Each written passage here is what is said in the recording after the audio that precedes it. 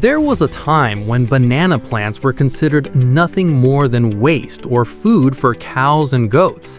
But today, those same banana plants have become a major raw material for factories in developed countries. So how does a banana plant go from discarded waste to $1 million industrial raw material?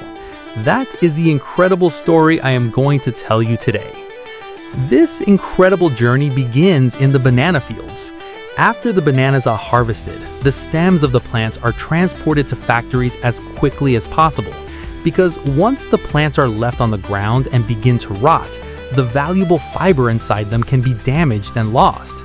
That is why within 24 hours of arriving at the factory, the banana stems are carefully cut lengthwise either by skilled workers or with the help of machines.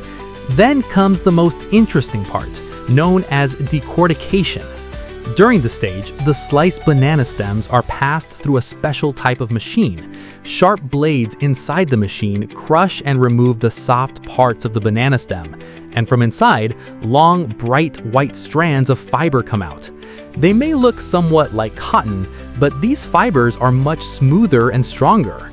Look at the video and see how quickly the machine separates the fibers from each individual slice. A job that once took days to complete by hand can now be done with modern machines within just a few seconds. The freshly extracted fibers still contain sticky sap and starch. If these are not removed properly, they can later cause stains in the fabric. That is why the fibers are thoroughly washed. Sometimes they are washed with clean water, while in other cases, a mildly alkaline solution is used. After washing, the fibers are carefully dried, either under the sun or with industrial drying machines. Once dried, the fibers become completely white and bright in appearance. At this stage, they are graded. In other words, the fibers are separated according to their quality. Some are selected for making yarn, while others are used for making paper and other products. The dried fibers are then sent to the spinning unit. Here, machines similar to traditional spinning wheels twist and combine the fibers together to produce yarn. In Japan, this yarn is used to make one of the world's most expensive traditional garments, the kimono. This fabric is so comfortable that even on hot summer days, it can help keep your body cool. And it's not just clothing. This yarn is now also being used to make highly durable shoes, bags, and handicrafts, which are being sold at high prices in European and American markets. But that's not all. In various countries around the world, banana plant fiber is now also being used to make an essential product for women, sanitary pads. These pads can be softer and more comfortable than conventional pads, and can absorb a significant amount of liquid.